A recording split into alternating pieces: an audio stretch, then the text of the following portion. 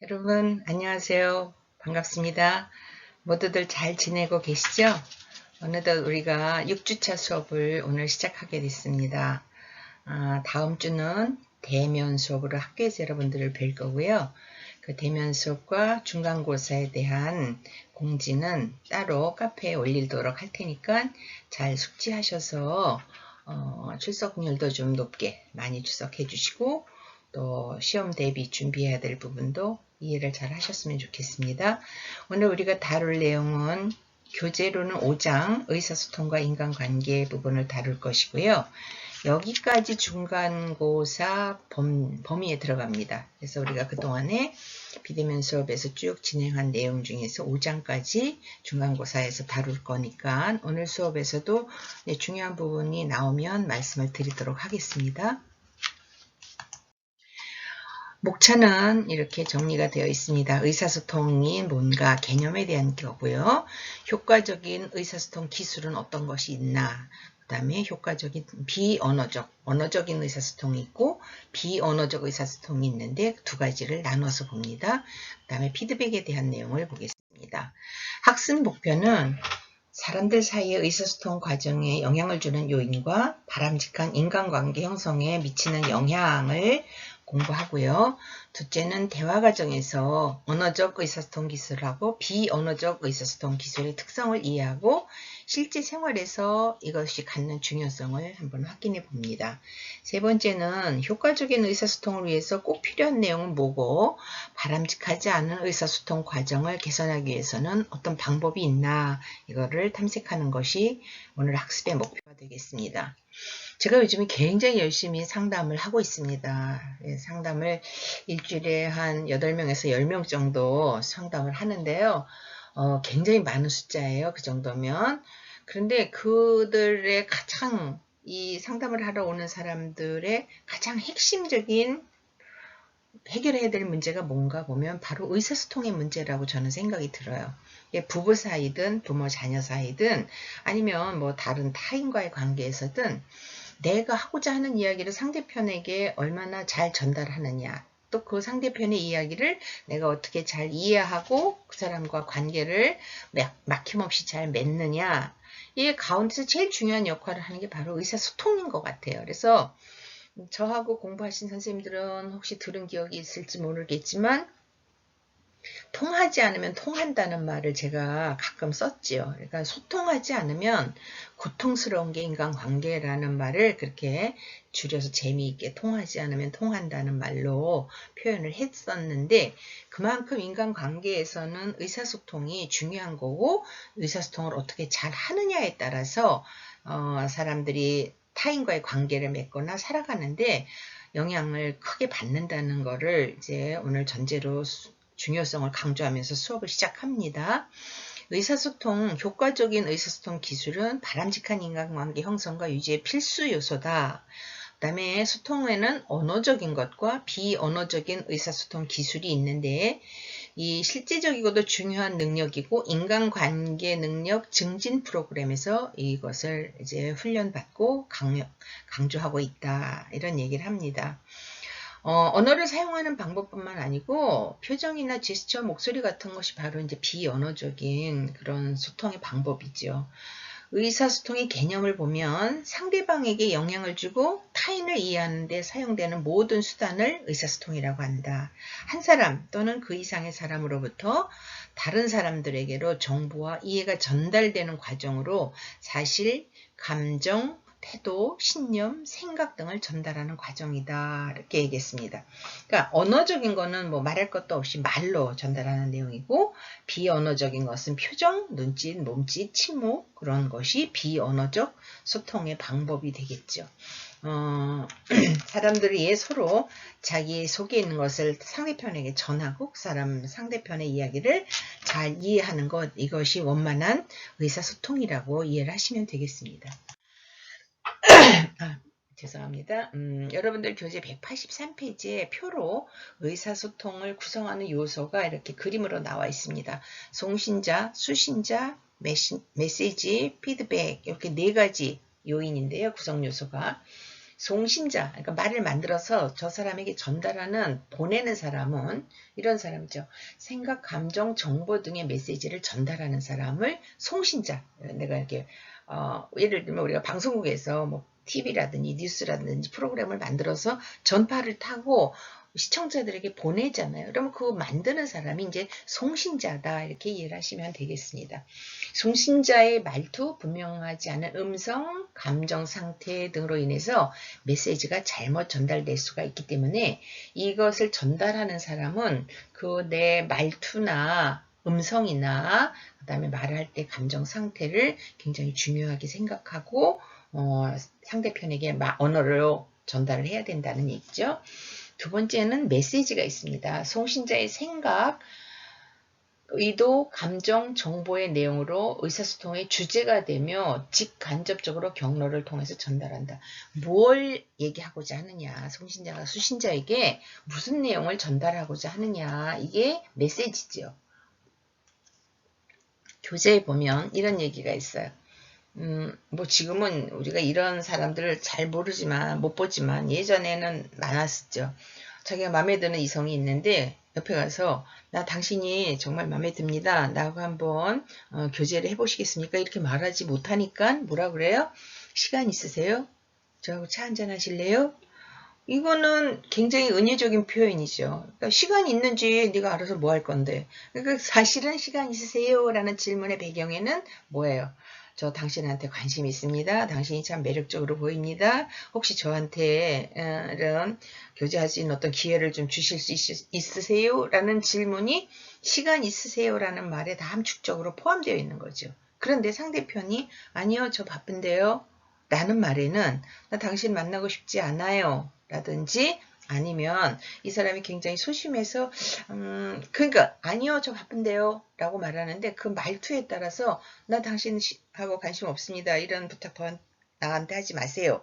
라는 단호한 거절의 의미일 수도 있고 아니요, 저 좀 바쁜데요 라는 것은 똑같은 단어로, 문장으로는 아니요, 저 바쁜데요는 똑같지만 그 말투라든지 억양이라든지 표정이라든지 태도를 통해서 그것이 단호한 거절인지 아니면 좀 망설이면서 약간의 관심을 표하는 건지, 이거는 송신자가 메시지를 전달하고 수신자의 태도를 보면서 또 피드백을 받는 거죠. 이렇게 사람들 사이에는 소통을 하는 과정이, 송신자가 메시지를 만들어서 수신자에게 전하는데 그 과정에 피드백이 주고받고 하면서 내 뜻이 전달이 되어지고 저 상대편의 뜻을 이해하게 되고, 이런 것을 소통이라고 한다는 거죠.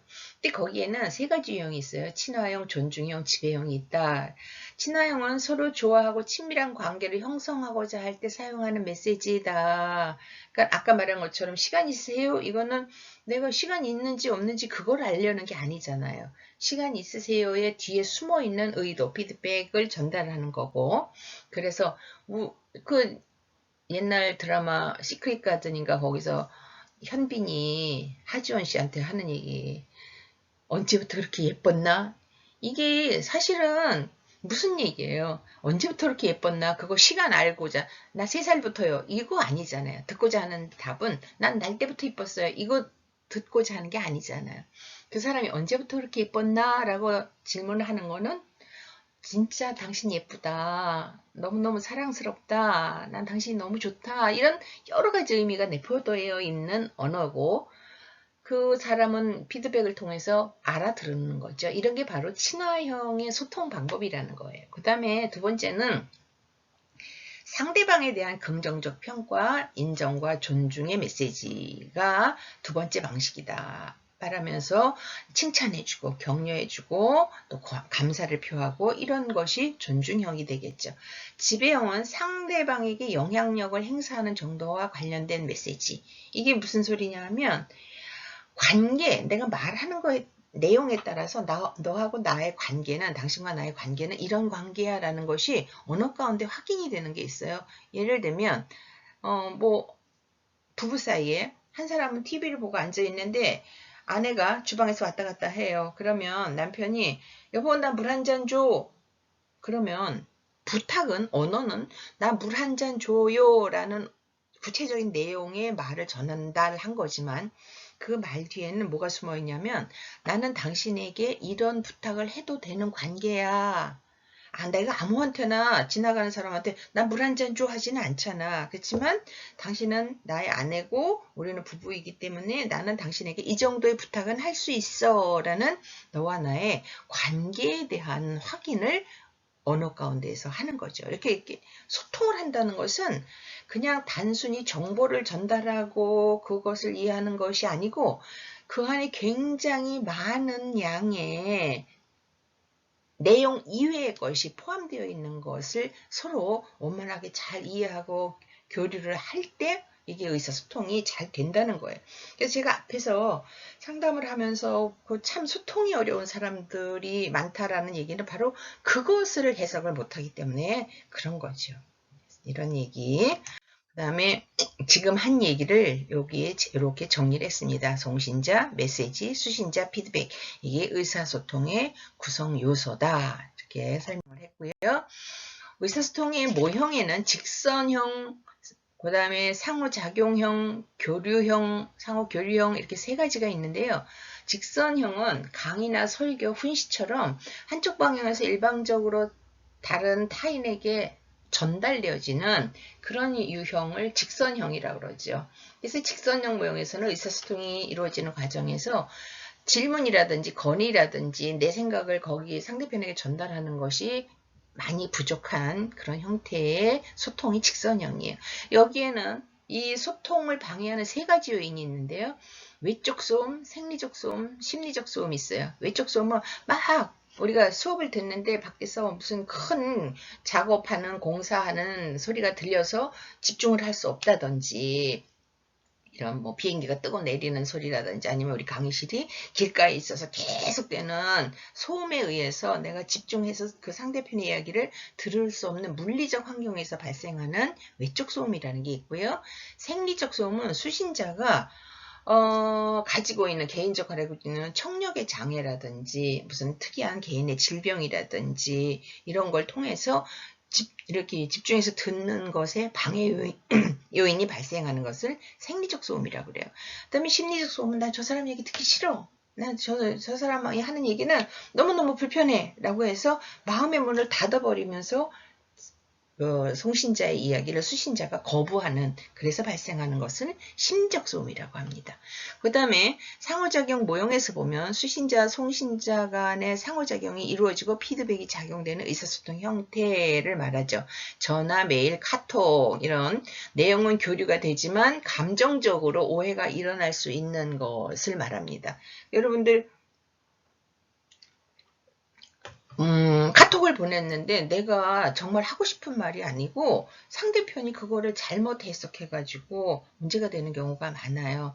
제가 엊그저께 이제 어떤 상담하는 그 내담자를 통해서 들은 얘기인데 이 사람이 글을 굉장히 조심스럽고 어렵게 하는 얘기가 자기가 자기 아이를 향해서 아이가 너무 말썽 부리고 말 안 듣고 그러니까 아이한테 너 진짜 죽을래? 그랬다는 거예요. 아빠가 아들한테. 너 진짜 죽을래? 그랬다는 거예요.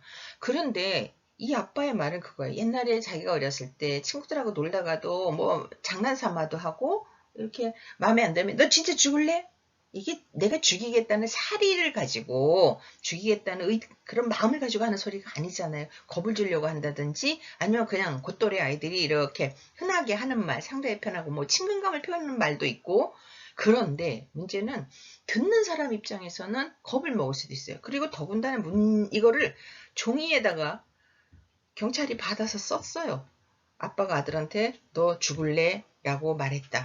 근데 판사가 그 내용을 보고 이것은 아이에게 굉장한 학대가 되고 정서적으로 공포심을 주고 그 다음에 죽이겠다라는 의지가 여기에 포함이 되어 있다고 해서 굉장히 중한 벌을 받게 된 사례예요. 그러니까 이렇게 사실은 말로 해서 감정이 전달이 안 되고 전화나 메일이나 카톡이나 이런 매체를 통해서 상대편에게 전달을 할 때 거기서 굉장히 감정적인 오해가 발생하는 경우가 있어요. 그 다음에 세 번째가 상호교류적 모형이라는 게 있어요. 의사소통자가 메시지를 동시에 받고 받는 형태로 보내고 받는 형태로 참여자의 기능이 있는 것. 그래서 여러 사람이 참여자로 한 사람이 보내고 여러 사람이 동시에 받고 이런 관계가 세 번째 모형이 되겠습니다. 효과적인 의사소통 기술을 보면 의사소통이라는 건 두 개로 나누는데 언어적, 비언어적으로 나눠요. 비언어적은 가시적, 부언어적 채널, 가시적 채널 이렇게 또 둘로 나눠요. 요 뒤에 가서 이제 세부적으로 설명을 하죠. 언어적 의사소통은 의사소통의 주된 통로. 이게 제일 핵심이에요. 말로 의사소통하는 것이 의사소통의 가장 핵심인데 개인의 내면적 상태와 의도를 전달하는 데 가장 강력하고 효과적인 방법이에요. 언어적 의사소통은. 대화 중에 내용에 대한 오해 또는 왜곡 현상이 발생할 수도 있어요. 언어적인 것은 굉장히 강력하고 효과가 있는 그런 방법의 의사소통을 하지만 여기서 오해, 왜곡 현상이 발생한다는 건 뭐냐 하면 서로 어떤 공감대형상이 안 된 상태에서 내가 언어로 표현을 잘못하면 오해를 받을 수 있다는 거예요. 그러면서 교재에 뭐라고 예를 들어놨냐면 처음 만났는데 굉장히 내가 저 사람한테 뭔가 덕담을 해야 되고 좋은 이미지 인상을 표현을 해야 되는데 얼른 생각이 안 나요. 그래서 그 사람한테 자기 딴에는 칭찬을 한다고 참 인상이 참 후덕하세요. 부잣집 맏며느리 같으십니다. 이렇게 얘기를 하면 내 마음에는 참 편안하시고 인상이 좋으십니다. 라는 것을 전달하고 싶었는데 듣는 사람 입장에서는 내가 그렇게 미련하고 사람이 좀 뭔가 센스 없어 보이고 나의 뚱뚱한 외모를 그런 식으로 꼭 지적을 해야 되겠니? 라고 불편할 수 있다는 거예요. 그러니까 내가 말한 것과 상대편이 듣는 것 사이에서 어떤 오해가 발생할 수 있다. 언어적인 소통 가운데 특징은 그런 것이 있다라고 예를 들어서 설명을 했습니다. 그 다음에 나메시지, 아이메시지라고 하는데 이건 사실은 우리 정서하고는 잘 맞지는 않아요. 그런데 직설적으로 말을 해가지고 상대편이 상처를 받거나 관계가 틀어지는 어떤 문제가 발생할 수 있을 때에는 나메시지를 적절하게 사용함으로써 그런 공격적인 언어를 사용하지 않고 나의 감정을 전달하는 방법을 씀으로써 좋은 언어 전달을 할 수 있다라고 해서 적극 추천을 하죠. 원만한 인간관계를 위해서는 상대방에게 나의 감정, 자신의 말하는 사람의 감정이나 입장을 전달할 때 아이메시지를 사용하는 것이 좋다. 아이메시지는 상대방의 감정을 상하지 않게 하면서도 자신이 하고자 하는 말을 솔직하게 전달할 수 있는 장점이 있다 그랬습니다. 여기 예를 들어놨어요. 약속 때마다 지각하는 친구가 또 늦게 왔어요. 그럴 때 짜증을 내거나 너는 왜 번번이 이렇게 약속을 안 지키는 거야. 이거는 굉장히 공격적이고 그 사람도 나름 어떤 사정이 있을 텐데 변명할 기회조차 주지 않잖아요. 그러면 이 사람도 기분이 나빠지고 너는 뭐 한 번도 약속 어긴 적 없어? 이러면서 방어를 하게 되죠. 그래서 인간관계가 굉장히 불편해지잖아요. 그럴 때 다른 말로 돌려서 아이메시지를 전달하는 거예요. 내 감정이 어떻다. 네가 늦게 나오면 나는 이런 생각이 든다라고 나 중심으로 표현을 하라는 거죠. 나는 네가 약속을 지키지 않을 때 굉장히 화가 나. 이렇게. 왜냐하면 그렇게 행동하는 것이 나를 무시하는 것 같이 생각돼서 굉장히 불쾌해.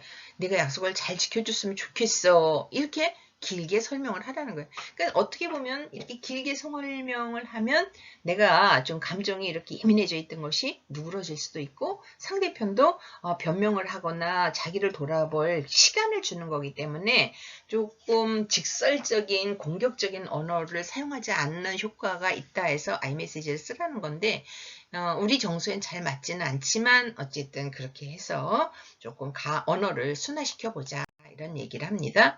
그 다음에 두 번째 적극적 경청이라는 게 있죠. 경청이라는 건 두 가지인데 소극적 경청하고 적극적 경청으로 나눠요. 소극적 경청은 귀로 듣는 거예요. 그래서 hearing 얼굴 보지도 않고 들려. 엄마한테 네가 거기서 말해도 다 들려. 할 말 해. 이게 소극적 경청이에요.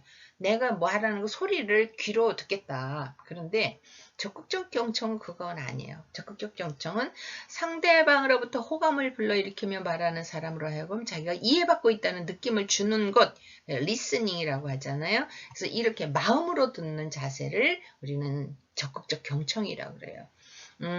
그 안에는 적극적 경청을 해가면서 이제 내가 잘 네 얘기를 듣고 있다라는 거를 표현해주는 방법에는 반영이라는 게 있어요. 상대방이 전달하고자 하는 내용을 내가 잘 이해하고 있다는 정도를 나타내는 것. 그러니까 중간중간에 그렇구나. 그래서 이렇다는 거지. 오, 그랬다는 거지. 라고 확인을 해주는 거예요. 네 마음이 그래서 이렇게 힘들다는 거지.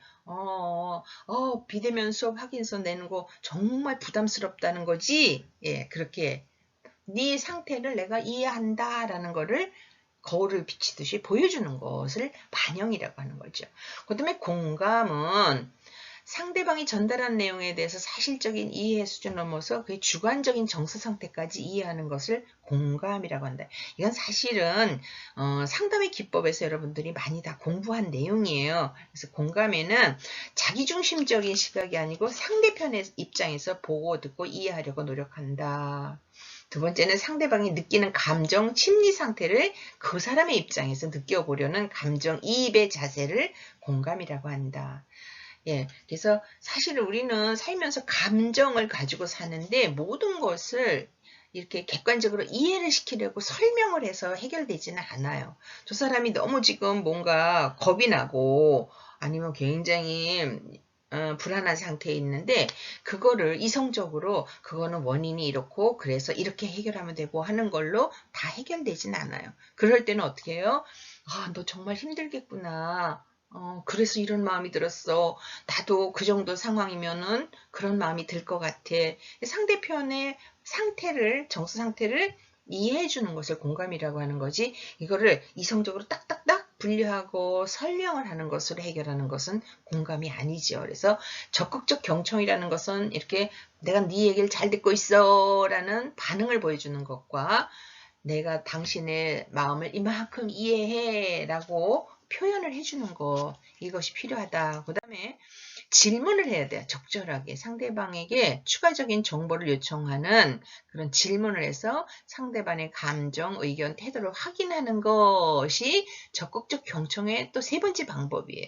예를 들어보세요. 영이라는 학생이 저 이번에 방학 때 배낭여행 다녀왔어요. 많은 걸 보고 느끼고 참 좋았어요. 이렇게 얘기했는데 A라는 학생은 예, 그러셨군요. 레포트는 어떻게 할 거예요? 우리 공동으로 제출한 레포트는 어떻게 할 거예요? 이거는 이 사람이 하고자 하는 얘기에 1도 반영을 못한 거예요.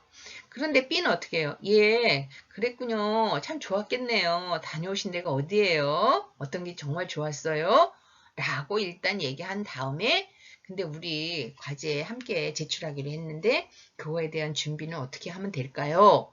이렇게 이야기를 그러니까 내가 질문하는 거 앞에 그거에 대한 반응을 해주고 질문을 해서 상대편으로 하여금 편안하고 기분 나쁘지 않게 말을 끌어가는 거. 그 다음에 네 번째는 설명하기가 있어요. 자신이 지니고 있는 정보를 상대방에게 정확하고 충분하게 제공하는 것으로 중요한 의사소통의 기술 중 하나다. 내가 아는 것을 상대편에 이해할 수 있도록 잘 풀어서 전달해 주는 게 설명하기잖아요. 물론 그래요. 제가 지금 시간에 이렇게 촉박하기도 하고 여러분들 얼굴 표정도 보지 못하고 컴퓨터 화면을 보면서 수업을 하기 때문에 사실 굉장히 우리가 이 수업을 하면서 부족한 게 설명하기예요. 여러분들이 알아듣는지 뭐가 궁금한지 저는 도저히 알 수가 없어요. 그래서 저 혼자 이 교재 내용과 PPT 내용을 비교해가면서 혼자서 손짓 발짓 해가면서 누가 아마 제가 이거 녹음하는 거 보면 되게 웃을 거예요. 그렇지만 어떻게 해요? 저는 이렇게 하지 않으면 또 뭔가 내 안에 있는 거를 여러분한테 이렇게 잘 전달하는 게 굉장히 부족해요. 아쉽고 설명하기는 상대편이 정확하고 충분하게 이해하도록 제공하는 중요한 기술인데 우리가 이 수업을 하면서 제일 아쉬운 게 바로 이 부분이에요. 그래서 항상 아쉬워요. 수업이 끝나면 아쉽고 언제 이 코로나가 끝나서 우리가 정말 양질의 교육을 서로 할 수 주고받을 수 있는지 답답하기도 합니다. 설명하긴 그런 거예요. 그다음에 다섯 번째 강화주기와 강화받기. 대화 과정에서 강화는 상대방에게 인정, 칭찬, 격려의 메시지를 전달하는 언어적 표현. 강화를 받음으로써 자신이 상대방으로부터 이해받고 있다는 느낌, 인정, 자신감과 자존감을 향상시켜 줌으로써 의사소통이 촉진된다. 그러면 얘기하면서 상대편이 와 대단해.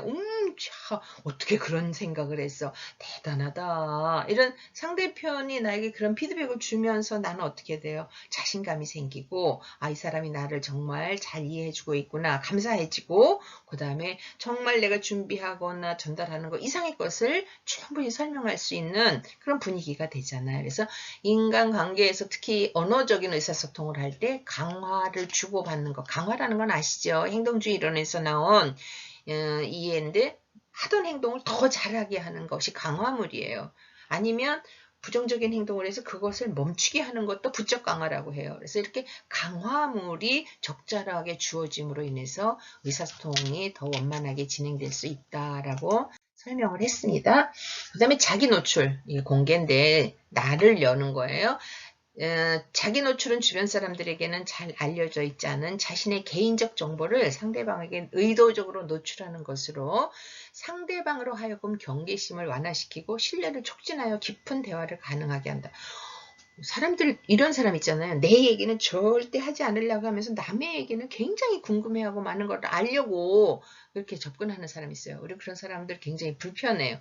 사람들이 좋은 인간관계를 맺으려고 하면 적절한 나에 대한 정보를 상대편에게 노출함으로 그 사람이 나를 신뢰할 수 있게 하고 나를 이해하게 함으로써 우리가 좋은 관계 형성이 가능해진다는 거죠. 그래서 자기 노출이라는 거는 사실 내가 어디까지 나를 공개할 것인가는 내가 결정하는 거예요. 그런데 그 노출의 정도가 굉장히 사람에 따라서 달라요. 그래서 이런 자기 노출에 대한 것을 너무 두려워하는 것은 어떤 측면에서 보면 열등감이 제일 큰 원인일 수도 있고요. 또 습관이라든지 그런 교육이나 훈련을 받지 않았을 때 자기 노출을 꺼리는 사람이 많은데 적절한 자기 노출은 이렇게 언어적인 의사소통을 하는데 중요한 기술이라고 본다. 그 다음에 자기 주장. 남의 이야기를 경청하고 잘 들어주는 것도 좋지만 내 생각, 감정, 신념을 솔직하게 표현하는 것도 굉장히 중요해요. 도대체 자기 생각은 없고 자기 의지가 없고 남의 얘기만 이렇게 따라가는 사람을 보면 처음에는 굉장히 좋은 느낌을 받을 수도 있지만 나중에 답답해지고 우리가 나쁜 마음을 갖고가 아니라 그런 관계를 계속 유지하다 보면 어느새 인간관계에서 배제를 시키고 무시할 수 있는 그런 결과도 올 수 있어요. 그래서 사람이 자기의 생각, 신념, 감정을 적절하게 표현할 수 있는 것, 자기 주장을 하는 것, 이것도 굉장히 중요한 기술입니다. 그 다음에 마지막이 유머인데 실없이 아무 때나 조절되지 않게 그냥 농담을 하는 것은 안 되죠. 그거는 안 되지만 적절한 유머나 농담은 의사소통 관계를 굉장히 원활하고 부드럽게 한다. 마치 그거 같아요. 우리가 음식을 만들 때 간이 잘 맞아야 되잖아요. 근데 요즘에는 MSG, 우리가 인공조미료 안 쓰는 게 대세예요. 안 쓰고. 근데 저는 또 그런 생각 조금 달라요. 어느 음식에는 쓴맛이 나는 음식이라든지 이러는데 MSG 조금 넣으면 굉장히 맛이 금방 바뀌고 이 MSG를 굉장히 우리 오랫동안 사용해 왔지만 그걸로 인해서 건강이나 신체에 어떤 특정한 피해가 있다는 보고는 없어요. 그래서 너무 그거에 의존하고 우리 입맛이 변할 정도로 쓰는 거는 아니지만 적절한 게 조금 넣었을 때 훨씬 그 음식의 맛을 돋보이게 하고 맛있게 할 수 있는 그런 방법. 마찬가지로 유머라는 그런 거는 그런 것 같아요. 우리 일상생활에 답답하고 무료하고 좀 처지고 힘든 상황에서 적절한 어떤 언어를 구사해서 분위기를 부드럽게 한다든지 이렇게 업시켜서 조금 우리가 편안한 상태가 될 수 있도록 하는 기술을 유머라고 보면 되겠습니다. 저는 이게 굉장히 부족해서 항상 아쉬운데 그래서 제일 유머를 잘 적절하게 구사하는 사람을 보면 부러워요. 네. 개발하면 된다는데 이제 개발해서 언제 되겠어요? 결과가 좀 너무 늦었다 하는 생각도 듭니다. 인간관계 프로그램 경청을 위한 10가지 노하우. 경청하기를 결심해라. 남의 얘기를 내가 말을 많이 하는 것보다는 잘 듣겠다라는 마음을 가지고 또 항상 내가 사람을 지배하고 내 생각을 따라오게 하겠다라는 생각보다는 다른 사람과 기회를 많이 주고 다른 사람과 동등한 입장에서 이렇게 인간관계를 맺겠다라는 마음, 타인을 인정하는 자세, 그 다음에 뭔가 새로운 것을 계속 장점을 발견한다든지 매력을 발견한다든지 뭐 이런 그 사람에게서 배울 점을 발견한다든지 이런 자세, 말하기는 적게 하고 남이 말할 때 끼어들지 말아라. 그 다음에 감정을 언어적인 것 외에 그 표정이라든지 이런 것을 통해서 감정을 살펴라, 공감해라, 온몸으로 응답해라, 박수를 친다든지 고개를 끄덕끄덕 한다든지 엄지척 해준다든지 이런 거 다 언어예요. 그래서 온몸으로 응답해라, 상생해라, 습관화해라 이런 10가지 노하우를 이제 정리해 놨습니다. 그 다음에 여태까지는 말로 하는 의사소통인데 여기는 비언어적인 의사소통이에요. 그래서 비언어적인 거는 사실 통계를 내보면 언어적인 게 한 30% 정도, 비언어적인 게 60% 이상 사람들이 서로 이렇게 소통을 하는데 효과가 비언어적인 것이 훨씬 더 많다는 얘기를 해요. 자, 가시적 채널에서 첫 번째 둘로 나누는데 가시적 채널은 어느 정도 거리를 유지하느냐에 따라서 상대방의 감정이 다르다. 그래서 우리가 사람과 사람이 만날 때 홀이라는 사람이 연구를 한 거예요. 제일 가까운 친밀한 거리는 여기 뭐 18인치라고 그랬는데 체계에서 보면 우리는 센치로 이걸 환산을 하면 한 46cm 정도 되면 이 사람들은 부부나 엄마와 아이 정도로 아주 친밀한 관계일 때 이것이 가장 가까운 거리. 뭐 서로 꽉 껴안고 있는 레슬링 선수의 모습에서 볼 수 있는 거리. 아이를 돌보는 어머니. 이 정도로 이제 친밀한 거리에서 일어나는 비언어적 소통. 그 다음에 개인적 거리는 한 46에서 122cm 정도. 그래서 친밀하게 대화를 나눌 수 있는 그런 관계에서의 거리를 개인적 거리, 애인이라든지 서로 사랑하는 사람들, 뭐 또 친한 친구 이런 관계가 친밀한 그런 거리죠. 그 다음에 세 번째가 사교적 거리인데 이거는 한 122에서 213cm, 이거 이제 피트를 센치로 환산하면 그래서 공식적인 사업상의 만남을 위한 거리라고 해요. 무슨 영업을 한다든지 이런 거, 회의를 한다든지 이런 게 이 사교적 거리가 되겠고, 그 다음에 마지막 공적 거리는 여러분들이 만약에 학교에서 대면 수업을 받는다면 바로 여기 공적 거리에 들어가겠죠. 그래서 2m에서 한 7m 정도 이렇게 거리를 두고 큰 목소리로 강의를 하는 거리. 에서 볼 수 있는 거. 서로 가까이 선다는 것은 우정이나 관심을 나타내는 신호인데 나하고 이 사람하고 별로 친하지 않은데 그 사람하고 나하고 신체적 접촉이 이렇게 40에서 1m 미만의 거리를 친밀한 거리를 나누게 될 때 우리 굉장히 불편해요. 예를 들면 엘리베이터를 탔는데 나 처음 보는 사람이에요. 근데 그 좁은 공간이기 때문에 서로 몸을 밀착시켜서 거기에서 몇 분, 1, 2분을 이렇게 시간을 보낼 때 굉장히 긴장하고 불편하잖아요. 이게 뭐예요? 우리가 그 사람하고 그런 관계가 아니기 때문에 이런 것이 불편함을 느낀다는 거예요. 네. 그 다음에 가시적 채널에서 두 번째가 얼굴 표정이에요. 그 사람의 감정을 표현하는 비언어적 수단인데 미소를 짓는 것은 상대방에 대한 호감, 기쁨, 만족을 표시하고 얼굴 표정을 잘 조절하는 것뿐만 아니라 상대방의 얼굴 표정을 지각하는 것도 중요합니다. 그래서 얼굴은 굉장히 많은 이야기를 하지요. 미간에 주름이 잡혔냐, 눈이 굉장히 어떻게 맑고 정직하냐. 근데 눈이 정직한 게 뭐야? 뭐라고 이건 표현하기 애매한데 우리가 눈은 마음의 창이라고 그러잖아요. 눈은 감정을 숨길 수가 없는 것 같아요. 불안하거나 겁을 먹었거나 아니면 굉장히 분노하고 있거나 아니면 아주 행복하고 즐겁거나 이게 눈을 보면 대부분 이 사람이 지금 어떤 상태구나 라는 것을 인식할 수가 있어요. 이게 얼굴 표정에 다 포함이 되는 거죠. 그래서 그 다음에 나오는 게 눈 접촉이에요. 아이 컨택. 오랫동안 눈 마주치면 상대방에 대한 관심을 표현한다. 아이 컨택을 통해서 친밀감뿐만 아니라 위협적인 의미로도 사용한다. 흘겨본다든지 눈을 흘겨본다든지 무섭게 뜬다든지 해서 공격적인 태세를 눈을 통해서 전달하기도 하죠. 이렇게 이런 거는 말하지 않았지만 표정이나 아이 컨택을 통해서 상태를 전달하는 거잖아요. 그 다음에 제스처, 손, 발, 손, 팔, 머리, 몸통, 신체를 움직이면서 사용해서 메시지를 전달하는 거. 그래서 우리 바디랭귀지라는 말도 쓰잖아요. 그러니까 사람들이 언어뿐만 아니라 몸 전체를 활용해서 상대편에게 내가 너에게 어떤 마음을 가지고 있는지를 이렇게 전달하는. 그래서 교재의 149페이지를 보시면 굉장히 재밌는 예가 많아요. 유모차를 타고 가는 아이를 보면서 아이 귀여워 하고 머리를 쓰다듬어 주거나 볼을 만진다. 아이 엄마 입장에서는 상대방의 인상이 험악하거나 지저분한 차림새가 아니면 귀엽다고 어쩔 줄 몰라 하는 사람한테 그렇게 기분 나빠하지 않을 수 있다.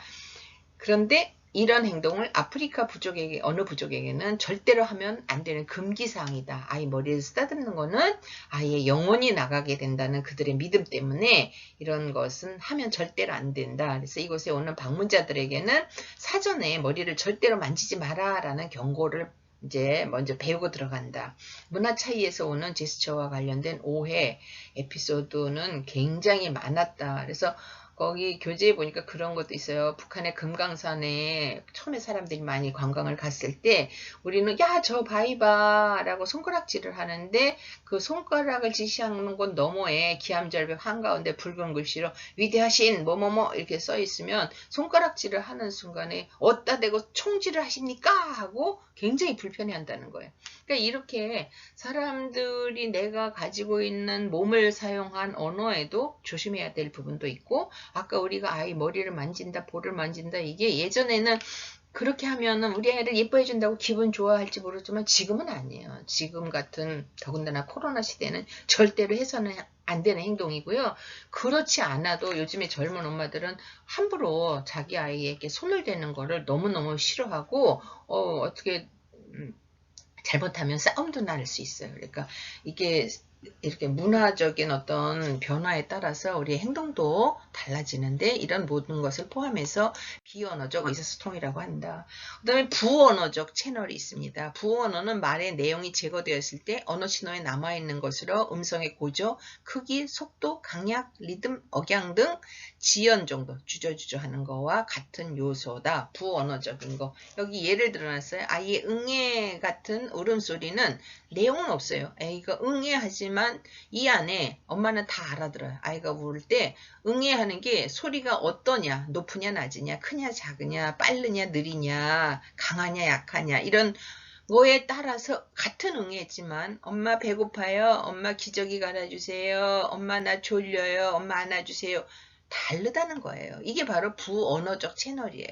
그래서 같은 소리여도 그것이 내는 음색 여러 가지를 다 포함해서 전달되어지는 메시지가 다르기 때문에 정확히 어떤 것인지 해석하기는 어렵다. 부언어가 사용되는 맥락에 따라서 해석이 된다. 이거 굉장히 밀착된 관계가 아니면 이 부언어적인 채널을 정확하게 해석하는 것은 어려워요. 그렇지만 굉장히 중요한 거죠. 아이들 특히 양육하는 과정에서라든지 이럴 때는 아주 중요한 거라고 생각이 듭니다. 그 다음에 피드백. 피드백은 수신자에 의해서 적절하게 해석되어야 하는가를 확인하기 위해서 의사소통 과정에서 적절한 피드백이 이루어져야 한다. 긍정적 피드백은 말하는 사람으로 하여금 자신감을 갖고 더 많은 이야기를 하게 하고 부정적 피드백은 대화 중에 상대방에게 불쾌감, 화를 불러일으킬 수 있다. 제가 이걸 얘기하다 보니까 어저께도 그런 얘기를 들었어요. 부부싸움을 그렇게 한대요. 왜 싸우세요? 그랬더니 그 남자분이 얘기를 하는데 자기는 아내가 발밑에 여러 가지 이렇게 뭐 먹던 과자 봉투, 벗어놓은 옷, 아이 각각 놀던 장난감 이런 걸 이렇게 늘어놓은 상태에서 앉아서 텔레비를 보고 있으면 화가 치밀어 올라서 어쩔 줄 모른대요. 그거 좀 정리하고 깨끗하게 정리한 상태에서 있으면 아이도 좋고 자기도 좋고 또 보는 사람도 좋고 다 좋을 것 같은데 그걸 왜 안 하는지 모르겠다. 근데 그래서 그걸 아내에게 몇 번 지적을 했더니 아이는 잔소리라고 듣는다. 내가 알아서 할 텐데 왜 당신은 그런 것을 보면 참지 못하고 바로바로 지적을 하냐. 그래서 도저히 이 남자가 너무 잔소리가 심해서 살 수가 없다. 그래서 그들의 관계, 대화를 보니까 사실은 상황은 똑같은데 그거를 어떻게 받아들이느냐. 남편이 어떻게 말을 전달하느냐. 아우, 이거, 우리 애기가 야, 옷 벗어서 여기다 또 놨구나. 아빠가 치워볼까? 애기야, 아빠가 치우는 게 좋을까? 엄마가 치우는 게 좋을까? 뭐 이런 식으로 이야기를 방향을 좀 바꾸면 부드럽게 넘어갈 수 있는 건데, 오늘도 또 안 치웠지 또 넌 항상 그래 왜 매일 이렇게 어지럽게 산만하게 하고 사는 게 좋으냐 너 혹시 무슨 병 있는 거 아니냐 이런 식으로 얘기를 하다 보니까 듣는 사람도 감정을 상하고 싸우게 되는 거죠. 그래서 이 피드백이라는 게 이게 전달하는 내용에 숨어있는 내용 그 안에는 뭐를 얘기하냐면 계속 나를 무시한다. 내 매사를 저 사람은 불만을 가지고 있다. 이렇게 물건을 치워가 문제가 아니고 그 안에 내포되어 있는 의미를 해석하면서 서로 불편한 관계를 계속 유지하고 있는 것 같다는 생각이 들어요. 긍정적 피드백은 말하는 사람으로 하여금 자신감을 가지고 더 많은 이야기를 하게 한다. 반대죠. 그래서 내가 예를 들면 야 우리 딸이 제가 나가서 열심히 일하고 왔는데 저녁 때 맛있는 밥을 해놨어요. 그러면 제가 야 네가 엄마 밥을 해줘서 정말 엄마 좋다라고 직접적으로 말하지 않고 제가 내가 우리 딸 안 낳았으면 어떡할 뻔했어. 이것은 그 안에 더 많은 의미가 내포되어 있는 거죠. 그래서 이런 긍정적 피드백은 듣는 사람으로 하여금 자기가 해석을 하고 만족도를 올릴 수 있는 효과가 있습니다. 예. 이런 부정적 피드백은 대화 중에 상대방에게 불쾌감, 화를 불러일으킬 수 있고요. 효과적인 피드백을 위해서 고려할 상황은 시기적으로 적절한 시점에서 제공해라. 아무리 좋은 얘기도 그게 맞지 않으면 또 아무 때나 빈번하게 너무 많이 남발하면 효과가 없다는 거예요. 그래서 이거 있죠. 적절한 빈도로 제공하고 정확하게 쓰라는 얘기를 하고 있습니다. 인간관계 훈련 프로그램에서 자기 표현 프로그램이 있어요. 그거 153페이지에 있는데 이거는 이렇게 한번 여러분들이 참고를 보세요. 자기 표현을 할 때 공격적인 행동, 소극적 행동, 표현적 행동 이런 것은 도움이 되지 않기 때문에 이걸 어떻게 개선할 것인가 하는 프로그램이기 때문에 여러분들이 나중에 누가 어떤 집단을 이렇게 끌어가면서 훈련을 할 기회가 있으면 이 교재에 있는 예를 잘 적용하셔서 활동하시면 도움이 될 것 같습니다. 네, 이렇게 교재에 있는 내용이니까 그냥 참고를 한번 보세요. 자, 오늘 여기까지 수업을 마칩니다. 여러분들 긴 시간 수고하셨고요. 중요한 내용이고 우리가 할 얘기가 너무 많고 정말 살아가는데 실제로 도움이 되는 그런 내용인데 압축해서 이렇게 수업을 끝냈습니다. 아쉽습니다. 우리 대면 수업에서 조금 기회가 되면 조금 더 많은 이야기를 함께 나눠보도록 할 거고요. 여기 공지한 대로 다음 수업은 7주차 수업 10월 17일 학교에서 여러분들을 만나 뵙는데요. 시간은 지난번에 우리 대면 수업에서 앞에 교육 심리학을 하고 점심을 먹지 않고 이어서 인간관계론을 했거든요. 그래서 지금 시간을 알려드리지는 못하고 제가 카페 공지사항에다가 수업을 어떻게 진행하겠다라는 것을 앞 시간 수업하시는 김나진 교수님하고 의논을 해서 공지를 할 테니까 여러분들은 어쨌든 일요일날 1교시 수업에 오시는 분들이 대부분이니까 1교시 수업 마치고 2교시 교육심리학을 11시 반에 할 거예요. 그 다음에 그것이 끝나고 나서 인간관계론을 이어서 할 거니까 공지사항을 잘 참고해 주시기를 바랍니다. 그리고 그날은 수업이 중간고사를 대비해서 비대면 수업 동안에 이렇게 우리가 수업을 진행한 핵심 내용을 정리해서 여러분들이 시험을 준비하는 데 도움이 되도록 그렇게 할 거고요. 말씀드린 것처럼 공지사항을 잘 숙지하셔서 다 출석해 주시기를 바랍니다.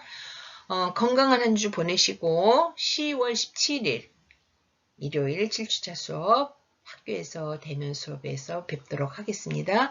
오늘 수고 많이 하셨습니다. 감사합니다.